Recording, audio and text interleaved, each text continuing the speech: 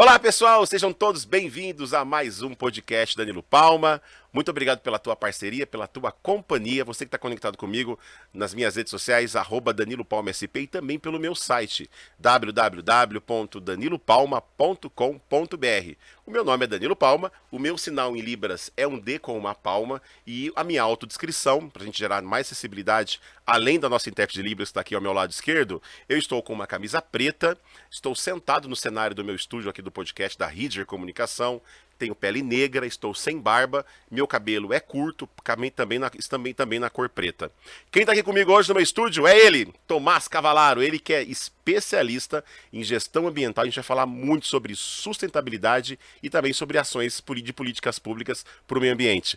Tudo bem, Tomás? Tudo bem, Danilo. Quero Cara, agradecer a oportunidade obrigado por de estar aqui estar comigo. E também quero fazer a minha autodescrição. Boa, Muito Tomás, legal. manda lá. Eu tenho a pele branca, tenho cabelo médio, nem muito longo, nem muito curto, camiseta cinza e tô aqui à disposição para a gente conversar um pouquinho sobre sustentabilidade, sobre o meio ambiente, que é a área que eu sou apaixonado. Muito bom, muito obrigado, viu, Tomás, por estar aqui comigo. É uma honra para mim receber você. A gente que já é amigo já de outras datas, né? Isso aí. E fico muito feliz por ter você aqui comigo no meu estúdio, viu? O prazer é meu. Tomás, conta um pouquinho pra gente da sua formação, da sua capacitação na área ambiental. Vamos lá. Eu sou formado em Tecnologia em Gestão Ambiental, que é um curso voltado à administração, à gestão dos recursos naturais, tá? Durante o meu período na prefeitura, eu senti necessidade de uma especialização. Me especializei em engenharia ambiental e saneamento. Trabalhei por bastante tempo na área de resíduos sólidos, que, falando assim, o português muito claro, é quem faz a gestão do lixo na cidade. Certo. Quando a gente fala em resíduos, o lixo é o rejeito, é o que sobraria. O resíduo é tudo que, assim, é possível de ser reaproveitado, de que evite que vá para o meio ambiente. Tá? Então é uma área muito interessante e muito importante para o nosso futuro. É, exatamente. Quando a gente fala de futuro, a gente fala de sustentabilidade. E aí começo com a minha primeira pergunta. Tomás, o que é sustentabilidade? Vamos lá. Quando a gente fala em sustentabilidade, o pessoal já pensa em meio ambiente, né? Certo. Mas na verdade não é isso. Sustentabilidade é a soma de 3 pilares.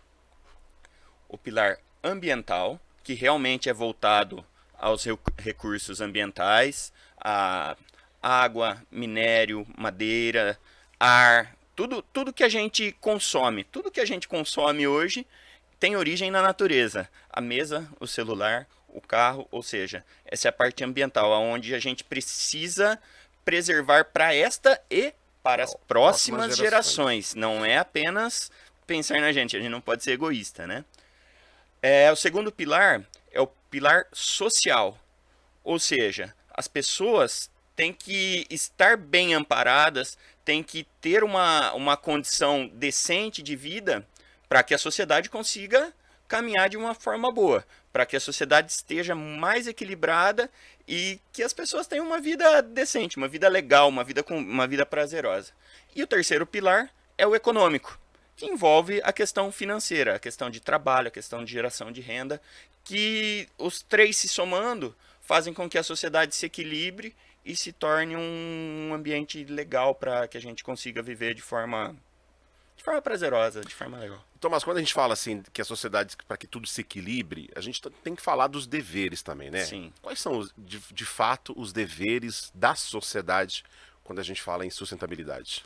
Existe um termo muito interessante na área ambiental, que é a responsabilidade compartilhada. Não adianta a prefeitura fazer a coleta de lixo, que em Campinas é em 100% da cidade, quando você joga o papel de bala pelo vidro, né? O copo a latinha de refrigerante, qualquer objeto. tipo de lixo, de resíduo, quando você não separa o seu material reciclável para coleta. Por quê? Porque essa responsabilidade compartilhada, ela envolve toda uma cadeia.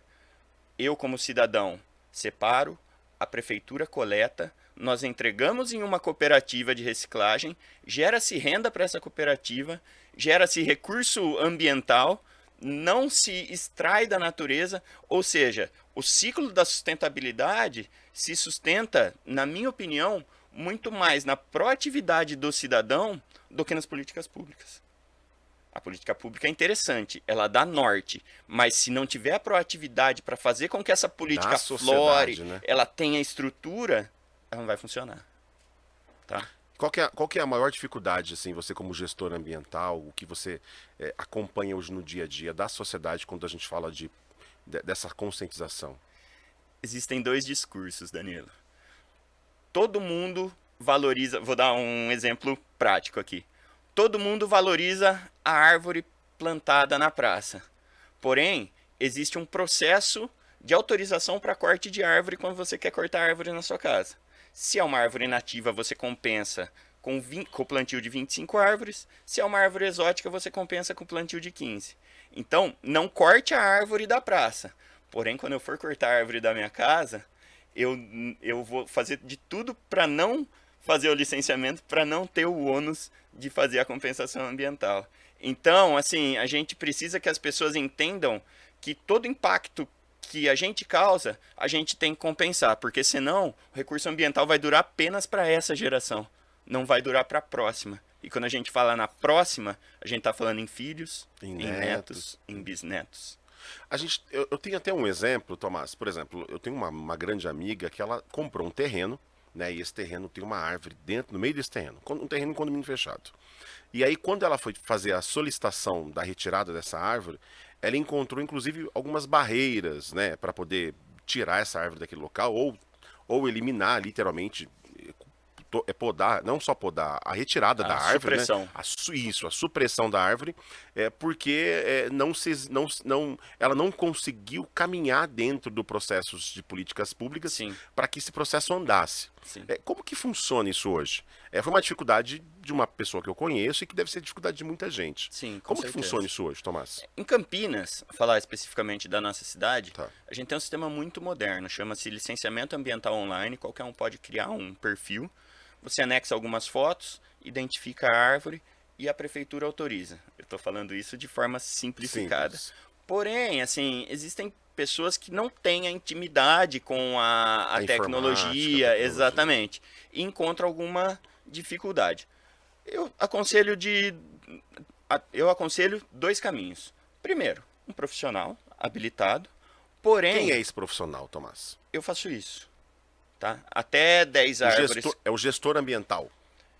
Funciona assim. Em Campinas, o processo simplificado até 10 árvores, qualquer pessoa pode fazer. Não precisa ser um profissional, pode ser o proprietário do terreno, tem uma série de documentos e a própria pessoa pode fazer. Acima de 10 árvores, tem que ter um laudo de caracterização da vegetação, que é assinado por um biólogo ou um engenheiro florestal. Que aí você caracteriza a espécie e tudo mais. Mas para coisas pequenas, eu aconselho ou a procurar um profissional habilitado, ou liga na Secretaria do Verde. O pessoal lá é muito gente boa, é muito 10, eles atendem, eles orientam, eles fazem tudo da forma que tem que ser Isso feito. É um ponto importante que você falou também, Tomás, porque Campinas tem a Secretaria do Verde, né? Outros municípios, nem todos os municípios têm essa secretaria. Isso. Qual que é a importância hoje do impacto que Campinas tem, mediante a outros municípios, você que trabalhou inclusive na prefeitura, de ter uma secretaria especializada e especialista no segmento da sustentabilidade? A gente acaba reduzindo o prazo dos processos, porque Campinas é um município licenciador. Agora a gente sai da especificidade só do corte de árvore e abre o leque para várias atividades industriais, empreendimento imobiliário e tudo mais. Então, antes de Campinas ser um município licenciador, nós dependíamos da CETESB. A CETESB é o órgão estadual que faz a regulação ambiental e que cuida de muitos municípios no estado. Quando isso se voltou para Campinas, com a modernização, com o licenciamento ambiental online e tudo mais, os processos se tornaram mais ágeis, as indústrias e os empreendimentos passaram a ser implantados, vamos dizer assim, a operacionalização da implantação foi mais rápida, isso gera emprego, gera renda, gera imposto, gera uma série de benefícios para a cidade. Então, assim, essa política pública moderna, com técnicos qualificados, como é na cidade de Campinas, faz com que o capital gire, gere emprego, gere renda. Campinas já é um exemplo, né, Thomas? Exatamente. Campinas é uma cidade fantástica, né, Danilo? Eu tenho muito orgulho de de viver, de ter trabalhado na prefeitura. São projetos assim muito Campinas legais. é uma cidade modelo, que outras cidades também deveriam de seguir esse modelo da Secretaria do Verde, né? Isso aí. E que isso impacta diretamente. E também nós temos aí processos ligados ao saneamento básico, por exemplo. Perfeito. Queria que você falasse um pouquinho disso pra gente, Tomás. Saneamento básico é uma coisa muito importante. Eu vou dar um número aqui que assim todo mundo tem que ter na cabeça para quando pegar o trânsito, porque eles estão abrindo a valeta para implantar o sistema de coleta de esgoto, vai falar, não, realmente isso é necessário. A cada R$ 1 investido em saneamento, nós economizamos R$ 9 em saúde. Uau! Isso é E muito forte. é muito forte, é muito importante e assim, é política pública que tem que ter. Eu não consigo. Campinas tem, acho que, mais de 90% de fornecimento de água e tratamento de esgoto. Eu não tenho certeza desse número, mas é um número bem alto. E eu não consigo imaginar uma família que não tem água tratada na torneira. Esse é o pilar ambiental e social da sustentabilidade. É o mínimo de dignidade, não é o mínimo de qualidade de vida. E é o mínimo de se evitar doenças, de trazer dignidade para as pessoas. Campinas tem um projeto muito legal que envolve a parte de saneamento e a parte de resíduos sólidos, que é onde eu trabalhava. A Secretaria de Serviços Públicos tem um pátio de compostagem ao lado do ETCAP, ali no São Marcos, aonde é processado o lodo da Sanasa, ou seja, o que sobra do esgoto que iria para aterro, tá? Uma parte em resíduos sólidos da Prefeitura de Depois eu queria que Campinas. você falasse um pouco também desse lodo que sobra, Sim, que vai pro aterro. A gente vai querer falar um pouquinho sobre aterro também depois. show, ótimo. Desculpa, é o lodo, resíduo de poda, resíduo verde e FLV da Ceasa, folhas, frutas, legumes e verduras. Isso é compostado e se torna composto orgânico para ajudar em plantio e tudo mais. Adubo, vai virar adubo. Exatamente. Então, além de virar adubo, é resíduo que não foi para aterro. É um resíduo limpo. Exatamente. Ele passa por um processo Uhum. onde o lodo é estabilizado, ele fica próprio para uso em agricultura Uhum. e evita-se o encaminhamento para aterro. Isso é uma coisa assim fantástica. Como que Campinas está hoje no quesito aterro sanitário? Campinas teve o aterro Delta, se não me engano ele funcionou até uns 5 ou 6 anos atrás, eu ainda estava na prefeitura, porém ele esgotou a sua capacidade de recepção de resíduos. Hoje existe apenas o aterro, o maciço do aterro, e uma estação de transbordo. Todo o resíduo de Campinas, todo o lixo de Campinas que é coletado pela coleta de resíduo orgânico, vai para o aterro extra em Paulínia, paga-se a tonelada. Paga-se, ou seja, Campinas hoje ele tá já a sua capacidade já Esgotou. Não esgotado. existe mais. E, Quais são, Tomás, políticas públicas que possam melhorar esse processo ou esse é o processo mesmo? então, existe a melhoria do processo, como você disse. Tá. Um dos grandes pilares, na verdade, são os 3 R's: o reuso, reciclagem e repensar. Você viu, você realmente precisa comprar aquilo. Agora, o que é muito interessante? A reciclagem. Quanto mais você separa, menos resíduo vai para o aterro. Quanto menos resíduo vai para o aterro, menos a gente paga o aterro privado. E quanto menos a gente paga o aterro privado, mais capital sobra para investimento na sociedade. Menos gera também menos imposto, menos tudo, né? Exatamente. Então, quando a gente está separando o reciclável, a gente não está só ajudando a cooperativa, a gente está contribuindo para que o município tenha uma maior condição de produzir educação, de produzir saúde, de produzir uma série de coisas. Um outro número interessante: Campinas recicla, na época que eu estava no DLU, se não me engano, uns 4 ou 5% do resíduo. A capacidade, a possibilidade de reciclagem é de 25%. Então a gente tem muito para crescer. Dá para reciclar muito mais, né? E Exatamente. qual que é o posicionamento da sociedade, assim, que a gente teria que a conscientização para que esse modelo de reciclagem funcionasse mais e melhor? Eu gosto muito do sistema onde você coloca a ponta dentro. Qual que é a ponta do sistema de reciclagem? A cooperativa. A cooperativa é composta de pessoas que muitas vezes estão em fragilidade econômica, fragilidade social, muitas mulheres, muitas mulheres. Existe também a possibilidade de complemento de renda. A pessoa trabalha registrado o dia todo, à noite ela vai até a cooperativa para fazer a separação e produz alguma coisinha de complemento de renda. Quando eu estava na prefeitura, isso eu tenho muito orgulho de dizer, eu trabalhei muito na contratação direta das cooperativas, para que elas pudessem fazer a coleta através da estrutura própria. E quando a cooperativa faz a coleta, ela realmente valoriza o resíduo. Então, Danilo, quando a prefeitura faz a contratação direta dessas cooperativas para a coleta do material reciclável, isso reflete diretamente na renda. E aí está a educação ambiental. Por quê? Porque tem um reflexo econômico na vida da cooperativa. Então, se o cooperado passa na porta da casa do Danilo e não vê o material reciclável, ele vai bater na porta da sua casa e falar: "Ô, seu Danilo, tudo bem? Tudo bom. Olha só, eu sou fulano de tal, da cooperativa tal.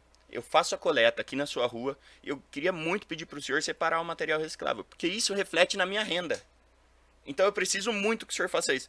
Você está vendo que o programa de educação ambiental tá incluído dentro da contratação direta para coleta? Porque isso reflete na vida do cara. Reflete na vida da ponta. Exatamente. E aí a gente entra na questão da sustentabilidade novamente. Tá lá o econômico, que ele vai ser remunerado por aquilo. O ambiental, porque a gente evita a nova captação de recursos ambientais, petróleo, madeira e tudo mais. E o social. Você está atendendo pessoas que estavam em estado de fragilidade e com aquela oportunidade eles estão saindo daquilo. Então, todo e qualquer contrato público deve levar em conta esses três pilares. Existe ainda um paradigma, ou talvez uma falta até de comunicação ou de construção, e muitas pessoas ainda acreditam que o reciclado nem sempre é tão bom quanto o produto novo, né? Sim. Existe ainda essa quebra de paradigma das pessoas, Tomás? Existe uma dificuldade muito grande. Eu entendo que hoje não tanto na sociedade, vamos dizer assim, no individual, eu compraria uma tigela de material reciclável. Porém, vou dar um exemplo de um paradigma. Campinas tem uma usina de reciclagem de material da construção civil. O que é isso? Recebe todo o entulho, processa o entulho, moe o entulho, estou falando a grosso modo aqui para o pessoal entender. Tá. E isso se torna brita, isso se torna material para ser reutilizado. É claro que existem as limitações, pelo que eu me lembro não pode ser nada estrutural, ou seja, não dá para construir um prédio. Não dava na época que eu estava lá, não sei como a tecnologia evoluiu até hoje. Mas ele tem uma coloração diferente no cimento, quando mistura, por exemplo, uma calçada, ela não vai ficar cinza, azulada, ela vai ficar um pouquinho mais vermelhinha. E existe esse preconceito. Porém, quando esse material não é usado, ele vai para aterro. Ele vai para aterro e tem que se trazer mais material, mais minério, para que sirva de matéria-prima para calçado. Ou seja, esse paradigma tem que ser quebrado e muitas vezes, Danilo, tem que envolver um projeto de lei, uma legislação que exija que inicialmente os contratos públicos usem material agregado, usem material reciclado para que a gente poupe os recursos naturais, para que a gente use na hora certa e não usar de forma discriminada como é feita hoje. Eu tenho acompanhado algumas redes sociais de alguns especialistas, principalmente na área de construção, que eu gosto muito de obra, construção, eu gosto de olhar, né? Eu gosto de assistir conteúdo.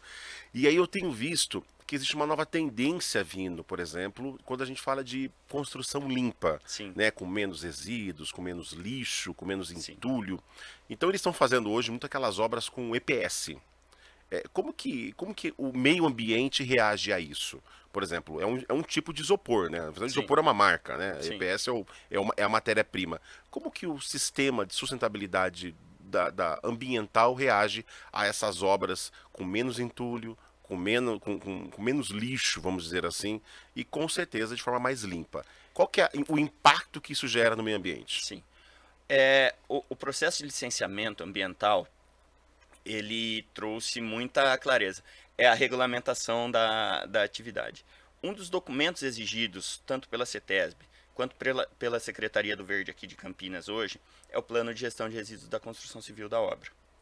Ou seja, antes de iniciar a obra, você já vai falar para o poder público como que você vai tratar o resíduo que você vai gerar. Isso é lei hoje? Isso é lei. Isso é lei. é um dos pré-requisitos para você iniciar a obra. Está dentro da licença prévia, se não me engano, que são 3 licenças. Licença prévia, que é a avaliação do poder público se aquilo é viável ou não. A licença de instalação, que é quando você começa até o término, e a licença de operação, quando você olha a obra pronta e fala, ó, realmente cumpriu-se com todos os pré-requisitos. É isso. Existe uma fiscalização hoje, não só, vamos falar em âmbito mais estadual, inclusive. Existe uma fiscalização em âmbito até estadual, ou talvez federal, de todas as obras, seja uma casa simples até um prédio, quando se fala de gestão ambiental? Não existe. É um universo muito amplo para que se fiscalize. Porém, eu não vou dizer toda a obra porque eu não tenho certeza, mas empreendimentos de médio e grande porte, eles têm que ter esse planejamento ambiental. Existe muitas vezes um estudo de impacto viário, ao impacto gerado à vizinhança, e tudo é assinado por profissional habilitado, com a anotação de responsabilidade técnica. E quando um profissional habilitado assina, ele responde administrativa, civil e criminalmente se tiver algum problema. Então, a fiscalização geralmente é feita pelo próprio profissional que emitiu a RT.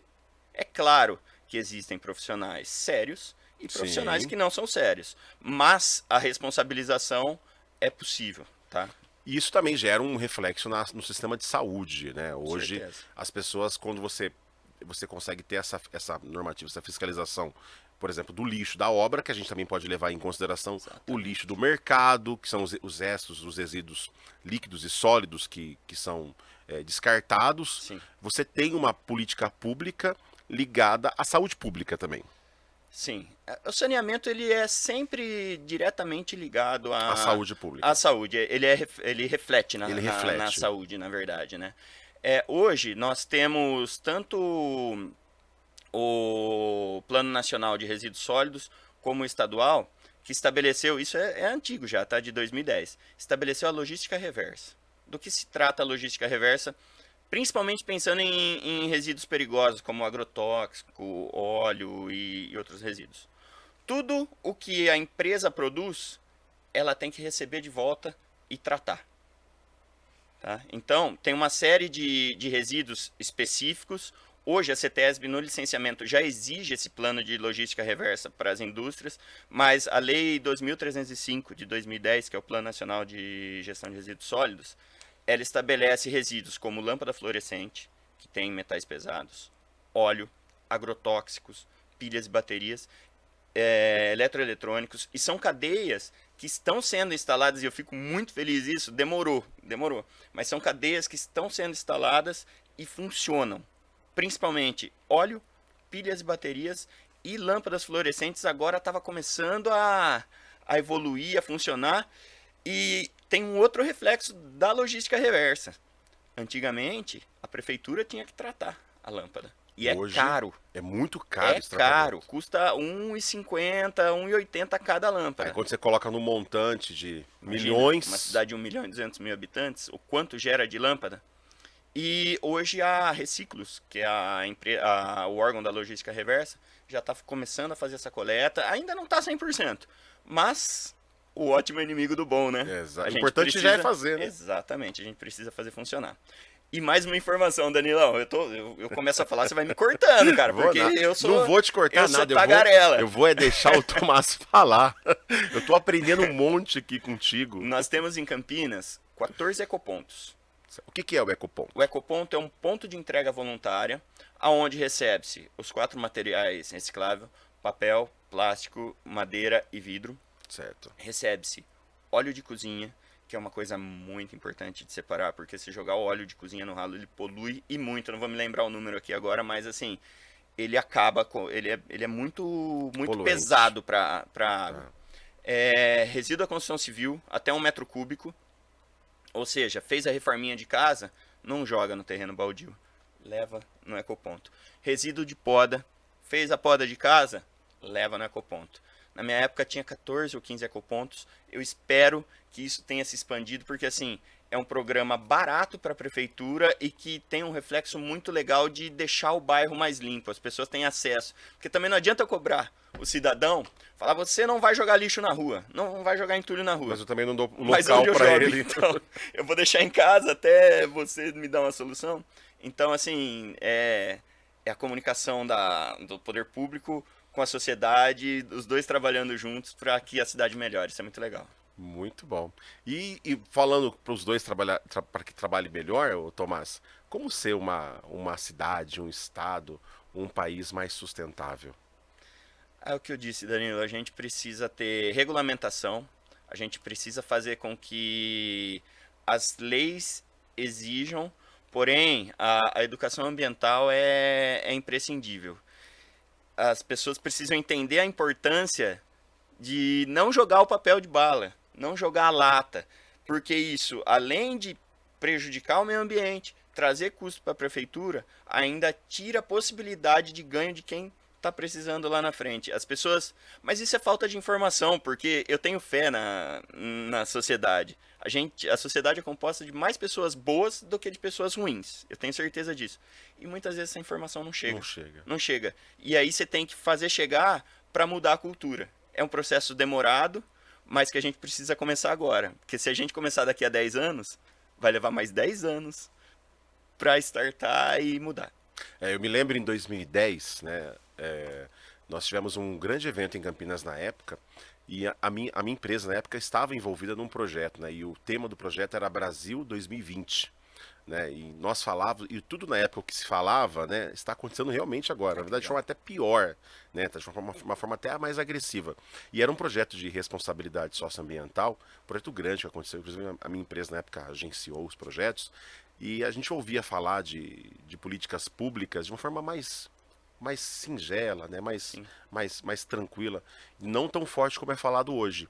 E eu acho que esse impacto da informação, da notícia, do conteúdo, ele gera assim essa conscientização, mas as pessoas ainda assim não têm o total discernimento. Por exemplo, você vê hoje empreendimentos comerciais no estado de São Paulo, aqui em Campinas, por exemplo, que o lixo é totalmente, não existe a coleta seletiva do lixo, é tudo junto, né? O local que é colocado descartável, nós temos também os resíduos de comida junto sendo descartado, ou seja, não existe aquela real orientação em condomínios, por exemplo, empresariais, Sim. em hotéis. Eu já tive a possibilidade de estar num hotel e não ter uma coleta diferenciada, entendeu? Já, por exemplo, no meu condomínio, não existe fiscalização dentro do meu condomínio, onde eu moro. Eu moro num condomínio de apartamento aqui em Campinas, aqui ao lado do Jardim Nova Europa, e não existe fiscalização que vai lá para bater na porta e perguntar: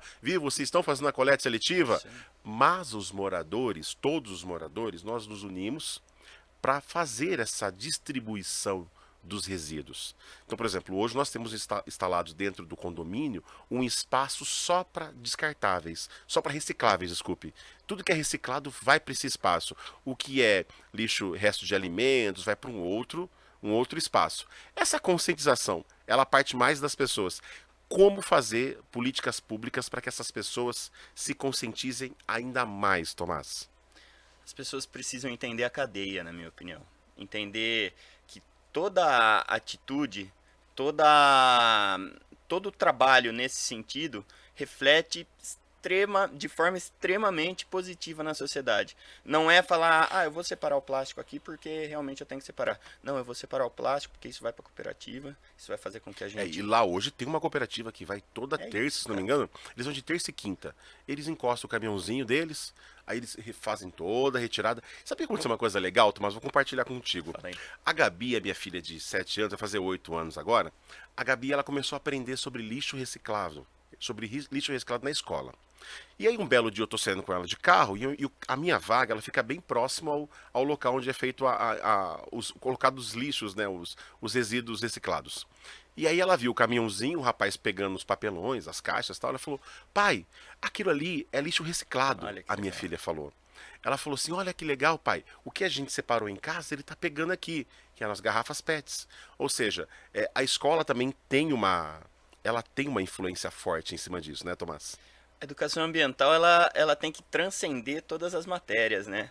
A gente tem que colocar um problema de matemática aonde se em um caminhão de 50 toneladas 20 é resíduo orgânico e 30 é reciclável, como é que vai ficar o paradigma? Quanto sobra de cada um? Qual é a soma? Então a gente precisa fazer isso, fazer com que ela transcenda as matérias, física, química, biologia, história, dá para envolver isso em tudo, para que as pessoas não tenham que quebrar o paradigma lá na frente, né? Para que isso já faça parte da vida delas e elas venham entendendo a importância disso no ambiental, no social e no econômico. E eu tenho muita fé na próxima geração.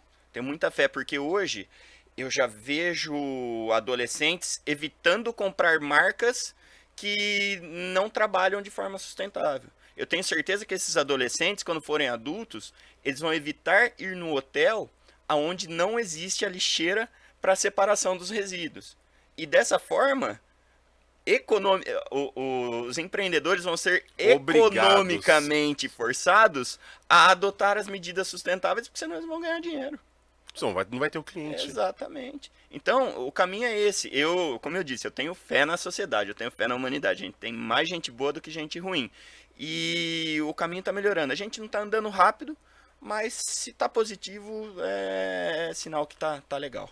Quando a gente fala de tudo isso, também a gente fala sobre reflorestamento, a gente fala sobre Amazônia. Sim, Qual que é o reflexo disso, por exemplo, que nós temos hoje? Nós estamos vivendo aí uma guerra aí internacional quando se fala de Amazônia. sim. O que a gente pode, como você trataria, como você colocaria, estaria expondo todo esse acontecimento que a gente está vivendo hoje no Brasil, ô Tomás? Cara, eu agradeço muito por nós termos governadores preocupados e que tem legislação de proteção dentro dos estados para que a gente consiga conservar o nosso patrimônio. Eu enxergo o Brasil, a floresta em pé, muito mais rica do que a floresta deitada para fornecer madeira e área para agricultura. Ressalvando que eu respeito muito a agricultura, é a galera que põe comida na nossa mesa. Esse pessoal tem que ser muito E o valorizado. Brasil tem muito espaço ainda para agricultura, Tem né? muito espaço Tem. e hoje tem muita tecnologia. Ou Sim. seja, o que se produzia antes em 50 alqueires, se produz em 30. Tô dando um chute aqui. Mas então, a agricultura de precisão hoje, ela é muito importante e, assim, muito eficaz. Então, dá pra gente trabalhar com o que a gente tem e manter o nosso patrimônio, porque na floresta, na floresta em pé, nós temos biotecnologia. Só que entra uma grande questão que no Brasil sempre foi muito desprezada. A gente sempre foi um grande exportador de matéria-prima. Porém, a nossa pesquisa, ela está muito aquém do que poderia. Acho que a gente tem que usar o recurso natural, fazer a exploração racional, responsável, pensando no futuro, em tudo que vai acontecer com a próxima geração, mas a gente precisa desenvolver tecnologia aqui. A gente exporta matéria-prima e cientista.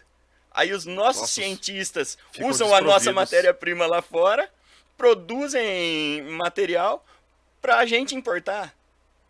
Eu acho que a lógica aí Tá errado, né, tá Tomás? errada, né? A Tá gente errado. precisa investir nas pessoas, a gente precisa dar oportunidade de educação que cresceu, acesso cresceu muito, mas a gente precisa manter esses caras aqui. Não dá mais pra gente exportar mão de obra de qualidade e matéria-prima. Mas voltando à importância das florestas, além da questão econômica, a gente entra na questão ambiental. Árvore produz oxigênio. Em resumo, assim, falando A grosso claramente, modo, árvore produz oxigênio. Ela absorve gás carbônico, cria matéria orgânica e devolve oxigênio para a gente. Ela faz exatamente o contrário do que o ser humano faz. A gente consome oxigênio e devolve gás carbônico. Então, a gente precisa valorizar muito a presença, a manutenção dos fragmentos que a gente tem, que hoje já não são assim tantos quanto deveria, para que a gente consiga manter o planeta, agora pensando De uma forma global, o planeta habitável. Nós temos em Campinas, eu tenho muito orgulho, porque eu convivi muito com o pessoal da Secretaria do Verde, eles são muito 10. Um programa de corredores ecológicos, onde os fragmentos eles estão voltando a se comunicar. E o que isso faz, os fragmentos florestais? Qual que é a importância disso para a cidade? A fauna tem movimento. Você estimula, você consegue fazer com que o fluxo gênico volte a acontecer, porque, vamos dizer, o felino, o gato mourisco, que é uma espécie em extinção e tem na área de proteção ambiental de Campinas. Se ele está preso em um fragmento, ele acasala com a filha, com a mãe, e isso complica a genética da espécie. Quando você volta a fazer a ligação dos corredores ecológicos, volta a ligar, a espécie se fortalece e ele passa a ter um território muito maior dentro da cidade. E isso, assim, é muito importante. Isso é feito de que forma?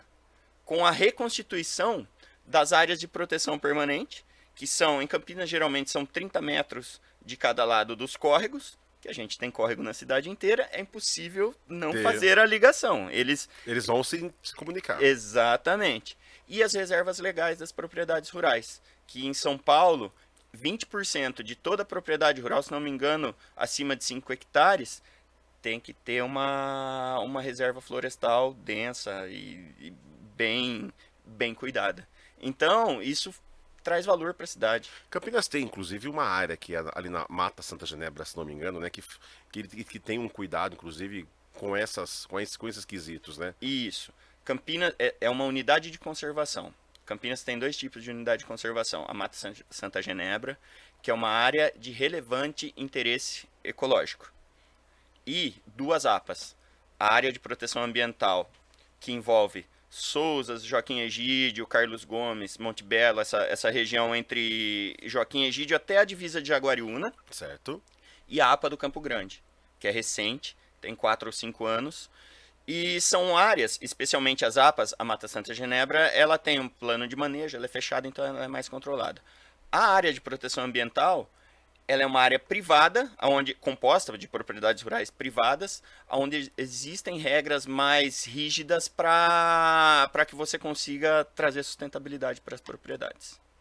Muito legal.